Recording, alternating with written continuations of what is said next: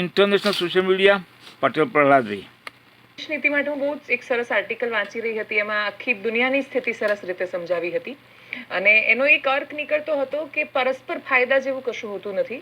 એક સાથે જ્યારે ટેબલ પર હાથ મેળવાઈ રહ્યા હોય છે બે રાષ્ટ્રોના, ત્યારે એની નીચે ખૂબ બધા કોમ્પ્રોમાઇઝ પણ થતા હોય છે અને એ સંપૂર્ણ તૈયારીમાં હોય છે કે જરૂર પડે ત્યારે તમારું ગળું કાપવા માટે અમે તૈયાર જ હોઈશું. બિલકુલ એ સ્થિતિની વચ્ચે ભારત છેલ્લા એક વર્ષથી, એટલે આપણે 2025 થી ડોલરની સામે રૂપિયો નબળો પડતા પડતા 90 પાર જાય, ભલે એ સમાચારમાં બહુ વિશેષ ફરક પાડે કે ન પાડે અથવા પ્રાઇમ ટાઈમમાં એને જગ્યા મળે કે ન મળે, મારો પ્રશ્ન એ છે કે આપણી વિદેશ નીતિ, આપણી આર્થિક નીતિ, આ બધું જ એવા મુકામ પર આવીને ઊભું છે કે દર્શકોને એ સમજણ હોવી બહુ જરૂરી છે કે આ રૂપિયો નબળો થવાથી એમના જીવન પર શું અસર થવાની છે.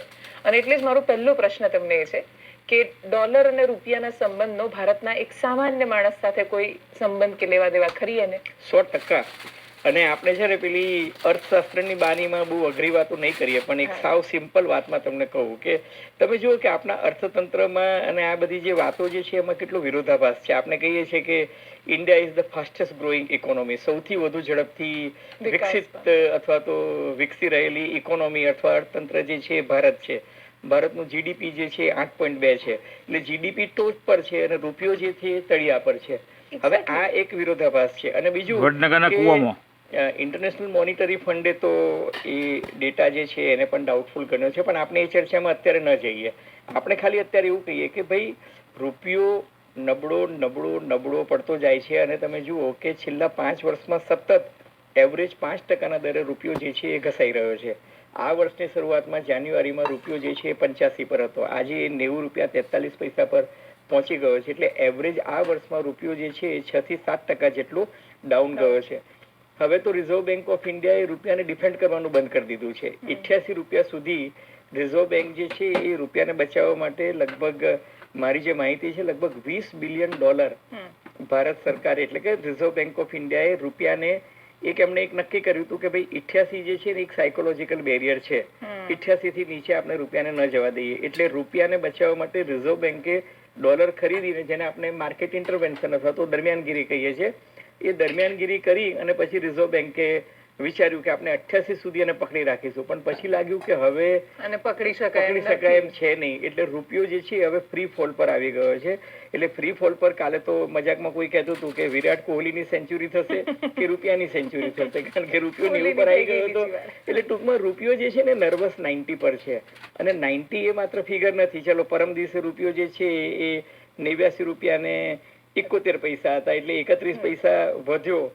એટલે પણ 90 નું જે બેરિયર જે છે ને, હું માનું છું એ સાયકોલોજીકલી ઇકોનોમી માટે અને સામાન્ય માણસ માટે પણ બહુ જ ખતરનાક છે. ને એ સ્પષ્ટ સૂચવે છે.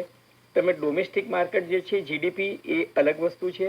રૂપિયો જે છે તમે જે પહેલો સવાલ પૂછ્યો ને, ગ્લોબલ ઇકોનોમીમાં આપણે ક્યાં ઊભા છીએ, તો ગ્લોબલ ઇકોનોમીમાં ડોલર મજબૂત થતો જાય છે અને ડોલર મજબૂત થાય તો એની સામે રૂપિયો નબળો પડે. હવે એના મુખ્ય 3 કારણ છે દેવાંશી. સૌથી પહેલું કારણ ડોલર મજબૂત. તો હવે ડોલર જે છે ને એ મજબૂત ખાલી ડોનાલ્ડ ટ્રમ્પના કહેવાથી નથી નક્કી થતો. ડોનાલ્ડ ટ્રમ્પને ત્યાં અમેરિકામાં લોકતંત્ર છે ને, લોકતંત્રમાં સિસ્ટમ જે છે ને બહુ રોબસ્ટ છે.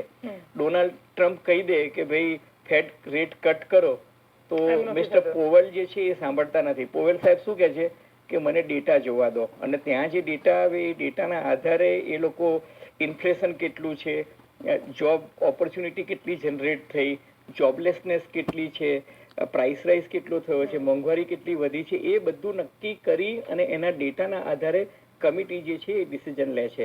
એટલે ડોલર છે ને એને ડિક્સી કહે છે. એ ડિક્સી જે છે એ 6 કરન્સીના આધારે ડોલર ઇન્ડેક્સ નક્કી થાય. એમાં સ્વિસ ફ્રાંક પણ આવી જાય છે, સ્વીડિશ કરન્સી આવી જાય છે, જાપાનનો યેન આવે છે, ગ્રેટ બ્રિટનનો પાઉન્ડ આવે છે અને યુરોપિયન યુરો આવે છે. આ 6 ની બાસ્કેટ જે છે એ બાસ્કેટના આધારે નક્કી થાય છે કે ડોલર ઇન્ડેક્સ કેટલો છે.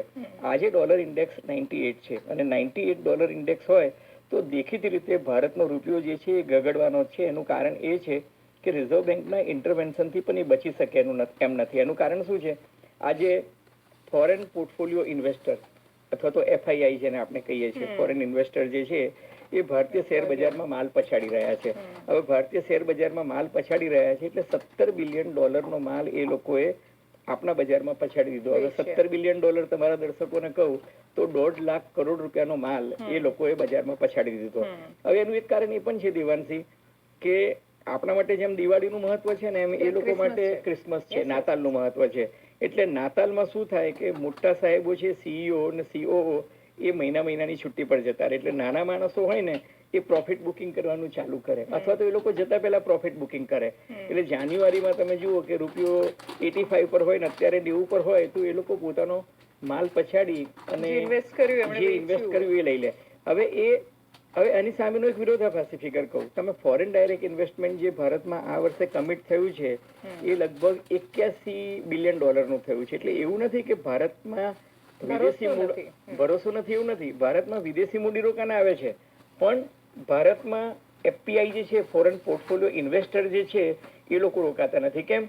કારણ કે શોર્ટ ટર્મ માટે જે આ બધા શોર્ટ ટર્મ માટે આવે છે. જે લોકો રિટર્ન પણ નથી આપી રહ્યું ને, એનું કારણ એ છે જો ફેડ રેટ કટ થાય તો એ લોકો એવું માને છે કે હું બોન્ડમાંથી વધારે કમાઈશ. એટલે હવે તમે જુઓ કે રિઝર્વ બેન્કે છેલ્લા 2 વખતથી રેપો રેટ જે છે એ અનચેન્જ રાખ્યો છે, હવે બદલ્યો નથી. હવે કદાચ જુઓ એ આખું નક્કી થશે, કારણ કે રિઝર્વ બેન્કે પરમ દિવસે જાહેર કરી દીધું કે અમે હવે રૂપિયામાં કશું કરવાના નથી.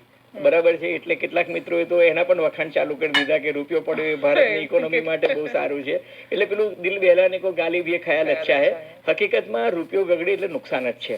નુકસાન ક્યાં છે? સૌથી મોટું એક તો ડોલર મજબૂત છે, બીજું કે બધાને એવું હતું કે નવેમ્બરની 30મી પહેલા આપણે ત્યાં ડોનાલ્ડ ટ્રમ્પ અને શ્રીમાન મોદી સાહેબ વચ્ચે જે પેલી ટેરિફ ડીલ થવાની હતી એ ઓલમોસ્ટ થઈ જશે એવું માનતા હતા. પિયુષ ગોયલ થી માંડીને માનનીય વડાપ્રધાને પણ કહી દીધું હતું અને ડોનાલ્ડ ટ્રમ્પે પણ કહી દીધું હતું કે ભાઈ આઈ એમ વેરી હોપફુલ, અને થઈ નહીં. હવે ન થઈ એના કારણોમાં એક કારણ આવે છે કે સોયાબીનનો આટલો જથ્થો તમારે ખરીદવો પડશે, મકાઈનો આટલો જથ્થો ખરીદવો પડશે, F-35 તમારે ખરીદવા પડશે. હવે પેલા F-35 ની ઓફર આપી, પણ F-35 વેચવા તૈયાર છે, પણ એ કે અમે F-35 આપીએ પણ એનો સોર્સ કોડ ના આપીએ, એમાં તમે ચેન્જ ના કરી શકો. હવે એ બધું મંત્રણાના મેજ પર અત્યારે ચાલી રહ્યું છે. ત્યાં પુતિન સાહેબ ભારતમાં આવી ગયા છે કે હું પણ તમને મારી સિસ્ટમ આપીશ ને હું પણ તમને સોર્સ કોડ આપી દઈશ ને. અત્યારે છે ને આ વૈશ્વિક કક્ષાએ માર્કેટિંગ ચાલી રહ્યું છે. એટલે મહાસત્તાઓ પોતાનો માલ જે છે એ ત્રીજા વિશ્વના દેશોમાં અને વિકાસશીલ દેશોમાં અથવા તો વિકસિત દેશોમાં વેચવા માટે ફરી રહ્યા છે. એટલે યુદ્ધની પણ એક ઇકોનોમી છે, પણ એની વાત અત્યારે આડવાત છે એટલે નથી કરતો. એટલે પહેલું કારણ તો ડોલર મજબૂત. બીજું કે બધાને આશા હતી કે ભાઈ ટ્રેડ ડીલ થઈ જશે, ટેરિફ જે છે થઈ જશે, એ ના થયું. હવે ટેરિફ ના થયું એના કારણે શું થયું કે 50% તમારું ટેરિફ ભારત અને ચીન આ 2 દેશો એવા છે કે જ્યાં ટેરિફની અસર મેક્સિમમ છે. બાકી બધા તો સેટલ થઈ ગયા છે. ચીન એક એવું રાષ્ટ્ર છે કે જ્યાં એનો રૂપિયો પડે અથવા તો ચીનની કરન્સી યુઆન પડે તો એમાં એ લોકો બિલકુલ ચિંતિત નથી, કારણ કે ચીન જે છે ને એની બાસ્કેટમાં એક્સપોર્ટ વધારે છે, ઇમ્પોર્ટ ઓછું છે. એટલે ચીન છે ને એ દુનિયાભરની એક મેન્યુફેક્ચરિંગ ફેક્ટરી છે. ચીન જે છે એ વિશ્વની ફેક્ટરી છે. એ તો પોતાનો માલનો નિકાસ બધે કરે જ છે, એટલે એને એક્સપોર્ટ કરવામાં રસ છે. હવે દાખલા તરીકે આપણે ત્યાં પણ કેટલાક લોકો રાજી થાય છે કે રૂપિયો ગગડ્યો એનાથી ભારતને ફાયદો. તો ફાયદો કયા સેક્ટરમાં થવાનો? ફાયદો આઈટીમાં થશે. હા, તમે કમાવાના છો ભાઈ, તો એક રૂપિયો તો આઈટી વાળાને ફાયદો થવાનો છે, યુટ્યુબરને પણ ફાયદો થવાનો છે. પછી ફાર્માસ્યુટિકલ ઇન્ડસ્ટ્રીઝ જે છે એ લોકો જે આઉટસોર્સિંગ થી માલ બનાવે છે એ કમાશે. સર્વિસ સેક્ટરમાં એવા લોકો કે જે ભારતમાં રૂપિયામાં કામ કરાવે છે અને ડોલરમાં બિલિંગ કરે છે, એ લોકોને ફાયદો થશે. પણ એને બાદ કરતા તમે જુઓ કે આપણી ઇમ્પોર્ટ બાસ્કેટ જે છે ને બહુ મોટી છે દેવાંશુ. અને ઓક્ટોબરના જે ફિગર બહાર આવ્યા એ ઓક્ટોબરના ફિગર હું વાંચતો હતો તો ઓક્ટોબરના ફિગર અનુસાર 41-42 બિલિયન ડોલરની ઘટ છે, જેને ટ્રેડ ડેફિસિટ કહીએ છીએ આપણે. હવે આ ટ્રેડ ડેફિસિટ જો $42 બિલિયન હોય, Listen, you could pay for it. 42 billion dollar જો તમારી ટ્રેડ ડેફિસિટ હોય તો એ ટ્રેડ ડેફિસિટ શું છે? તમે ઇમ્પોર્ટ વધારે કરો છો, એક્સપોર્ટ ઓછું કરો છો. એક્સપોર્ટ ઓછું એટલા માટે કરો છો કે આજે હું અમદાવાદમાં એક માની લો કે જેની આપણે ડેનિમ જે છે તમે બનાવ્યું એ તમે અમેરિકાના માર્કેટમાં વેચવા જાઓ તો તમારે જે ડ્યુટી હતી એની ઉપર 50% ટેરિફ પેલા વધારે નાખી છે.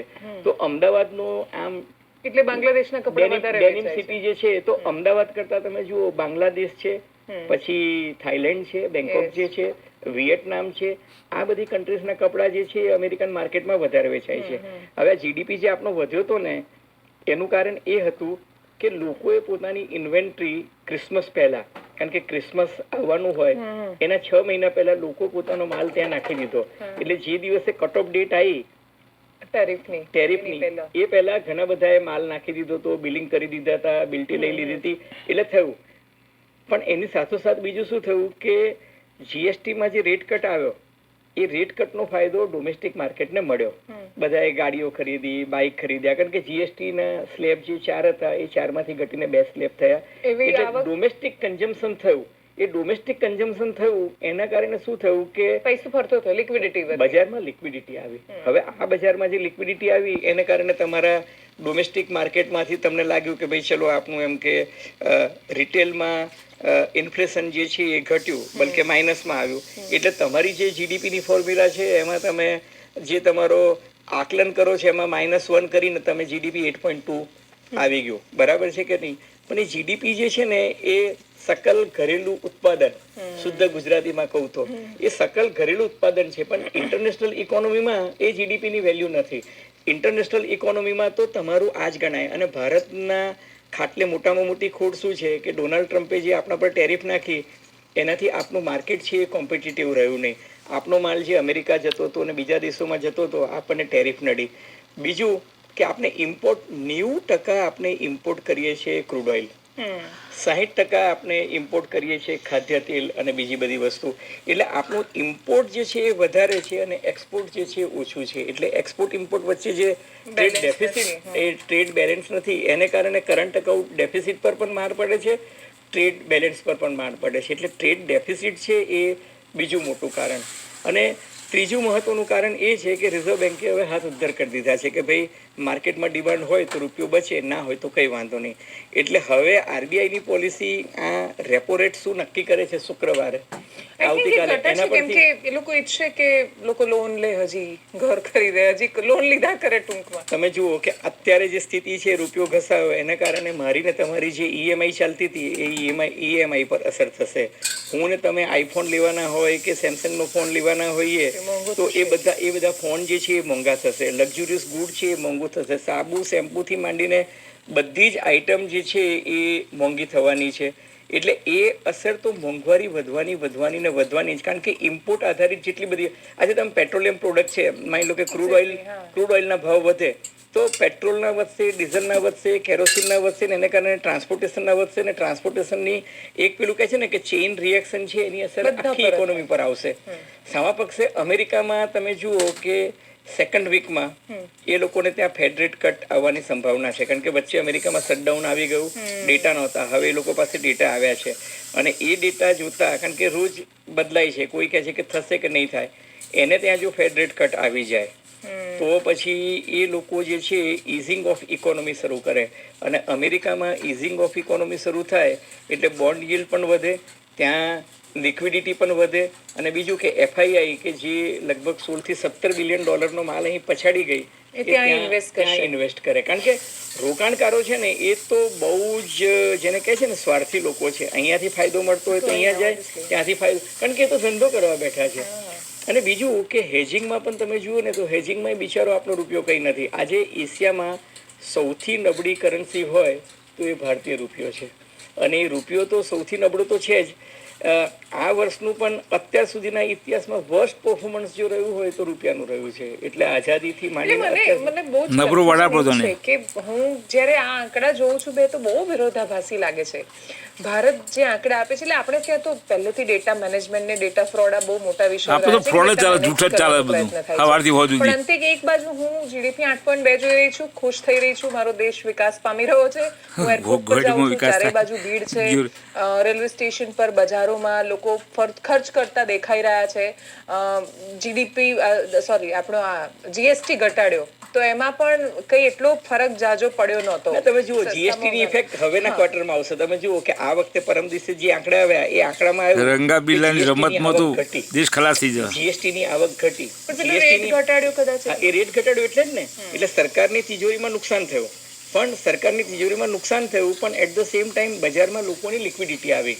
હવે હું તમને કહું દેવાંશી, આજની તારીખે ભારતની ઇકોનોમી જે છે ને એ ઇકોનોમીમાં અત્યારે આપણી પાસે ફોરેન રિઝર્વ છે ને એ લગભગ $680 બિલિયન છે. આપણી પાસે સારું એવું ફોરેક્સ છે. આપણી પાસે ફોરેક્સ આપણી પાસે બહુ સારું છે. એટલે આપણી તિજોરી છે, તિજોરીમાં પ્રોબ્લેમ નથી. તિજોરીમાં પ્રોબ્લેમ નથી એટલે સરકારે $20 બિલિયન જે છે એ બાળી નાખ્યા કે રૂપિયાને બચાવવા માટે નાખ્યા. હવે સરકાર એવું વિચારે છે કે ચલો જે આવવાનું હોય બોટમ બનતી હોય તો ભલે બોટમ બને, આપણે હવે એને બચાવવું નથી, કારણ કે હવે માર્કેટ ફોર્સીસ વિલ ડિસાઇડ. અને એટલે જ તમે જુઓ કે હવે આપણે છે ને આત્મનિર્ભર બનવાની વાત જે છે એ કરીએ છીએ. એટલે એનું કારણ એ છે અત્યારે આપણે એવું કહીએ છીએ કે આત્મનિર્ભર બનવાની વાત એટલા માટે કરીએ છીએ કે ડોમેસ્ટિક ડિમાન્ડ ઊભી થાય અને ડોમેસ્ટિક કન્ઝમ્પશન થાય. એટલે ભારતમાં જ મેન્યુફેક્ચરિંગ વધે અને ભારતમાં જ મેન્યુફેક્ચરિંગ માલ જે છે એ ભારતમાં વેચાય. અને it's a good strategy also.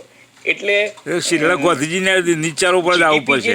સ્વદેશી ઉત્પાદન કરો, સ્વદેશમાં વાપરો. વૈશ્વિક ઇકોનોમી ગાંધીજી મેઇન. એટલે આ જે વિરોધાભાસ જે દેખાય છે એ વિરોધાભાસ હકીકતમાં ગાંધીજીનો ગજવો ખાલી હતો. યુ કેનોટ કમ્પેર એપલ પણ દેશને મજબૂત કરે. બંને અલગ અલગ છે. બંને વેન ડાયાગ્રામમાં અલગ છે. પણ એની અસર જે છે એ ઇન્ડિયન માર્કેટમાં આવે છે ને આવે છે. એટલે રૂપિયો ઘસાય છે, એની ઇકોનોમી પર અસર થાય છે, એમાં તો કોઈ ના પાડી જ નહીં શકે. પણ આમાં એવું છે, માની લો કે પુતિન સાહેબ આજે ભારતની મુલાકાતે આવ્યા છે. હવે જો સદનસીબ હોય ને સારું થાય તો યુક્રેન અને રશિયા વચ્ચેનું યુદ્ધ બંધ થઈ જાય. અને જો એ યુદ્ધ બંધ થઈ જાય અને ભારતને ક્રૂડ ઓઇલનો જથ્થો રશિયાથી ખરીદવાની છૂટ મળી જાય તો અમેરિકાને રેર મેટલ અર્થ મળી જાય અને ભારતને સસ્તું ક્રૂડ ઓઇલ મળી જાય. તો પછી તો એક એમ્બિશિયસ વાત એવી પણ ચાલે છે કે રશિયાથી ભારત વચ્ચે ક્રૂડ ઓઇલની પાઇપલાઇન નાખી દઈએ. એટલે પેલું શું છે કે આપણે બધા ઘણી વખત દીવા સ્વપ્નમાં રાખીએ છીએ કે સારે તાલાબ કા પાણી ઘી હો જાય और बरगद के सब पत्ते रोटी हो जाए तो बंदा चुपड़ के खाए. અરે પણ ભાઈ હા એમાં છે ને પેલું એક કયું દેવાનંદ વાર્તા હતી મરઘી ને ઈંડા વાળી ને પછી માણસ સપના જોતો તો ને પછી લાત મારી પછી હાલ આવી. હા એટલે એવી શેખ ચલ્લીના વિચાર વાળી વાત હતી. પણ આમાં એવું છે ને પેલું દેવાનંદનું જે એક પિક્ચર હતું ને કે there are many a sleep between cup and leaf. એટલે એમ પેલું ચાની રકાબી અને એના વચ્ચે ઘણું બધું અંતર ક્યારેક હોય છે. એટલે વી ડુ નોટ નો ક્યારેક કઈ વસ્તુ થાય. કોઈને ખબર હતી કે 12,000 વર્ષ જૂનો જ્વાળામુખી જે છે એકદમ ઇથિયોપિયામાં ફાટશે અને આપણે ત્યાં એરલાઇન્સ પર અસર થાય. પણ એ થયું ને, ડિસ્ટ્રપ્શન્સ ગમે ત્યારે આવી અને કોઈ પણ મુદ્દે આવી જાય. એટલે ડોનાલ્ડ ટ્રમ્પ અમને તો ખબર હતી 2002 માં ખબર પડી હતી કે આ મોદી સન ખેલ છે. હજી જેટલા કલાક વધારે હશે એટલું દેશનું નુકસાન છે. હિઝબુલ્લા ત્રાસવાદીઓના મુખ્ય અત્યારે એ તો પોતે ધારે તો બધું જ ગણે, ઉદારમતવાદી છે. પણ એ મોરચે શાંતિ છે. યુક્રેન અને રશિયા વચ્ચે જો થઈ જાય ને દેવાંશી, તો કારણ કે જે નેરેટિવ આવી રહ્યા છે ને, ભારતના પ્રવાસે આવતા પહેલા પુતિને શું કીધું કે યુરોપને આવવું હોય તો અમે યુદ્ધ લડવા તૈયાર છે. એટલે આ જે પેલા જેને કહે છે ને ફ્લેક્સિંગ, મોદી મુખ્યમંત્રી હતા તો મને ખબર હતી કે આ ફેલ જે છે ને ફ્લેક્સિંગ યોર મસલ્સ. એટલે મને એવું લાગે છે કે આ છે ને પોતાનો બાર્ગેનિંગ પાવર બોલતા હોય લોકોનો ક્યારેય વિશ્વાસ ના કરાય. અંતે તો એક બિઝનેસમેન છે એટલે એ ઈચ્છે છે કે અમેરિકાના હિતમાં આ સમાધાન જરૂરી છે. અને કદાચ હવે અમેરિકા ગ્રેટ અમેરિકા પણ છે ને થાકી ગયા છે. એટલે મને એવું લાગે છે જો આ સમાધાન થાય તો ભારત માટે ભયો. એટલે જુઓ અને તોની વાત છે. પણ તમે જુઓ કે એની અસર આપણા સેન્સેક્સ પર થશે અને થશે જ. એટલે 4-5 દિવસ પહેલા વિડીયો સરસ બનાવ્યો હતો કે આપણે હાઈએસ્ટ નિફ્ટી અને સેન્સેક્સ એના રેકોર્ડ સ્તર પર પહોંચ્યા. એ હેડલાઇન પહોંચી જ ગયા હતા અને પહોંચીને પાછા આવ્યા. કારણ કે 30મી એ જયારે બનાવ્યો ત્યારે 30મી નવેમ્બરે એવું હતું કે ભાઈ આ ડીલ સાઇન થઈ જશે. પણ પછી આ જે મુદ્દો આવ્યો એના કારણે ના થઈ, પાછા આવ્યા. અને બીજું એવું નહીં, એટલે આજે એક શેર માર્કેટ એક્સપર્ટ સાથે વાત કરી, તેમણે બહુ સરસ વાત કરી કે તડબૂચ જેવી સ્થિતિ છે કે સેન્સેક્સ ને નિફ્ટી જોઈએ બધું ઉપરથી લીલું દેખાય છે, પણ તમે તમારા પોર્ટફોલિયોમાં જુઓ છો તે લાલ જ. તમે જુઓ કે આપણું એમએસએમઈ, આપણું એસએમઈ, આપણા મિડ કેપ આ બધા તો ખરાબ જ છે ને. હવે સેન્સેક્સ જે છે અમુક સારી કંપનીઝ જે છે, એચડીએફસી છે કે રિલાયન્સ છે, એમાં સ્કેમ જ ચાલે છે. હજી ખબર નથી લોકોને. હમણાં અમેરિકા બેઠે ખબર પડે છે કોઈ એટલું રિટર્ન નથી આપ્યું. પણ હું તમને કહું દેવાંશી, પણ આ માત્ર ભારતમાં છે એવું નથી. અમેરિકામાં સેન્સેક્સ ચાલે છે ને એ પણ ખબર પડે કે હજી કશું ઉકાળવાનું કોઈ નહીં. દેખાશે. પછી તમે નાસ્ડેક જુઓ કે બધી બનાવટો જ છે. 500 જુઓ કે ડાઉ જોન્સ જુઓ, પણ એમાં બધામાં બોટમમાં છે ને એ 7 મેગ્નિફિસન્ટ કંપની છે, જેમાં એપલ પણ છે ને એમેઝોન પણ છે ને એનવીડિયા પણ છે ને માઇક્રોસોફ્ટ પણ છે ને ગૂગલ પણ છે અને છેલ્લે મેટા પણ છે. એટલે આ 7 કંપનીઓને કારણે જ અમેરિકી શેર બજાર જે છે એ તમને એકદમ તેજીમાં દેખાય છે. એટલે હંમેશા એ જે ઇન્ડેક્સ જે રીતના ફોર્મ્યુલેટ કરતા હોય એના પર જ આખું આધાર આવે ને.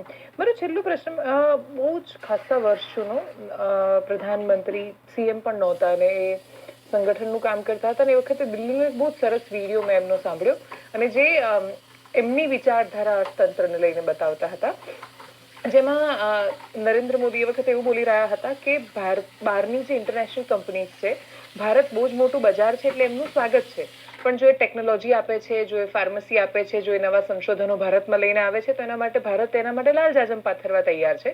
પણ તમે જો આવીને ભારત બજાર છે એવું સમજીને તમારી પેપ્સીને કોકોકોલા જ વેચવા માંગો છો તો એના માટે ભારત તૈયાર નથી. પણ આટલા વર્ષો પછીના શાસનમાં પણ હું શું જોઈ રહી છું તો આખી દુનિયા એ નિર્ણય કરી શકે છે કે 12 વર્ષના કે 14 વર્ષના છોકરા હશે તો એનામાં ઇન્સ્ટાગ્રામ નહીં આપીએ, એને રોકીશું. આપણે કન્ઝપ્શન માટે દુનિયાભરના મોટી કંપની માટે આપણે બજાર છીએ. કોઈ કંઈ પણ બનાવે છે ભારતમાં જઈને વેચી કાઢો. એટલે આ જે વૃત્તિ છે એમાંથી તો ભારતને કઈ ટેકનોલોજી આપી બાકી આપણને? એટલે આપણી પાસે આપણે ક્યાં એટલું કઈ કરી શકીએ? આપણે હજી એ બજાર જ છીએ એમના માટે. ભારત તો દુનિયાભરનું બજાર છે. તમે જુઓ કે સૌથી મોટું બજાર તો છે ને જે અમેરિકાની આ મેગ્નિફિસન્ટ 142 કરોડ પોપ્યુલેશન, મેઇન બજાર ઓફ ધ વર્લ્ડ. તમે મને કહો ભારતથી મોટું માર્કેટ કયું છે? ગૂગલ જે છે એ ચીનમાં નથી. એક્ઝેક્ટલી. ફેસબુક એમાં નથી, વોટ્સએપ ત્યાં નથી, માઇક્રોસોફ્ટ એમની પાસે ઓપરેટિંગ સિસ્ટમ એમને પોતપોતાની ઓપરેટિંગ સિસ્ટમ ને હજી એમાં ખોમ્યું છે એ બધાને ખબર નહીં. મારા જોડે બધા રિઝલ્ટ છે. અમેરિકન કંપનીઓને, અમેરિકન ટેક કંપની ફેસબુકમાં ખોમ્યું છે, ગૂગલમાં ખોમ્યું છે. પરફેક્ટલી પણ અલાઉ નથી કરતા. એમનું પોતાનું જ સર્ચ એન્જિન છે અને એ પોતે જ એને મેનેજ કરે છે. તો પછી દુનિયાની સૌથી વધુ વસ્તી ધરાવતો દેશ જ્યાં ઇન્ટરનેટ આખા વર્લ્ડમાં સૌથી સસ્તું છે એ ભારત જ છે. અને ભારતમાં તમે જો ઓસ્ટ્રેલિયામાં પ્રતિબંધ છે કે ભાઈ ઓસ્ટ્રેલિયામાં પ્રતિબંધ છે કે 16 વર્ષ સુધીના બાળકો જે છે, અને એ તમે જુઓ કે યુરોપના મોટે ભાગના દેશો પણ હવે એને ધીરે ધીરે ઇમ્પ્લિમેન્ટ કરી રહ્યા છે. બીજું કે ડેટા પ્રોટેક્શન જે છે, તો યુરોપમાં જનરલ ડેટા પ્રોટેક્શન રૂલ્સ જે છે એકદમ રોબસ્ટ અને મજબૂત છે, જે આપણે ત્યાં નથી. આપણે ત્યાં તો ડેટાનો વિવાદ થાય છે. હમણાં જ 2 દિવસથી થયું છે કે તમારા ફોનમાં સંચાર સાથી મૂકશું અને વિપક્ષ જે છે એક્સેપ્ટ કરી રહ્યો છે કે સંચાર સાથીથી તમે અમારી જાસૂસી કરશો અથવા તો અમારા સ્નૂપિંગ કરશો અથવા તો અમે જ્યાં જઈએ છીએ તમને ખબર પડશે. ઇઝરાયલનું કેવું કહ્યું છે કે પાછું ખેંચવું ને મરજિયાત છે ને આપે. પણ આ વાત જે આવે છે એ અલ્ટિમેટલી પ્રાઇવેસીની આવે છે કે ભાઈ મને મારી પ્રાઇવેસીનો અધિકાર છે. તો એ ડેટા પ્રાઇવેસી જે છે એ તમને યુરોપમાં જોવા મળે છે, એ તમને યુકેમાં જોવા મળે છે, એ તમને ઓસ્ટ્રેલિયામાં જોવા મળે છે, જાપાનમાં જોવા મળે છે. આપણે ત્યાં હજુ ડેટા પ્રાઇવેસી જે છે એ એકદમ નેસેન્ટ સ્ટેજ જેને કહે છે ને, એટલું બધું પરિપક્વ નથી થયું. એટલે કોઈ પણ, અને દુનિયાભરમાં આજે સૌથી મોટી ચોરી જો થતી હોય ને તો ડેટાની થાય છે. ડેટા એટલે અત્યારે ગવર્મેન્ટ કરાવે છે ને ઇઝરાયલથી લાઈન બધું. ડેટા હું સરકારને આપીશ તો સરકાર એનો જાસૂસી માટે ઉપયોગ નહીં કરે. જાસૂસીનો ઉપયોગ કરે છે ને ઇઝરાયલ લાઈન. સરકાર તો માની લો કે સરકારમાં તંત્રમાંથી અમુક જગ્યાએ ફૂટશે, પણ તમે કોઈ પણ જગ્યાએ શોરૂમમાં જઈને તમારો ડેટા આપો છો, ખરીદાઈ જાય છે. હું મને યાદ છે કે તમે એક મોલમાં પર્ટિક્યુલરલી જાઓ, ઈવીએમ સ્કેમની જ વાત કરો ને, મોલ વાળો કે આ જગ્યાએ પબ્લિકનું વોટ ક્યાં જોવા મળશે, ખોટો રિઝલ્ટ આવે છે એમ કે આ વેચાય છે. ઇલેક્શનમાં ડેમોક્રેસી જ નહીં, પછી શું આશા રાખો છો? ટિકિટ બુક કરાવો તો એ સાથે તમારી પાસે ગટરના પાણીમાં ચોખા પાણીનો ગ્લાસ ક્યારે ના ભરાય. ઇન્ડિયાની ઇકોનોમી અને ઇન્ડિયાનું જે રંગાબીલા છે ગટરના પાણી જેવા છે.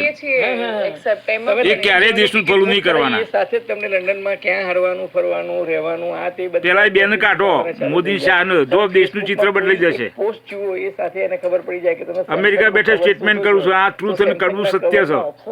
ગમે કે ના ગમે સાચી વસ્તુ આવશે. પહેલા તમે મોદી શાહને કાઢો, પછી જુઓ દેશની પ્રગતિ. આ વસ્તુ જે છે એ ચીનમાં પોસિબલ કારણ કે બધા છે ને બધો સ્કેમ જ છે. 11 વર્ષમાં 4000 સ્કેમ છે. સાચી વસ્તુ છે, લોકો સ્વીકારતા નહીં અને ભણેલા તાળીઓ પાડે છે. એ વાત પણ ખરી છે. એ ટોટલી કમનસીબ છે દેશની મોટામાં મોટી. કોમ્યુનિસ્ટ કન્ટ્રી છે.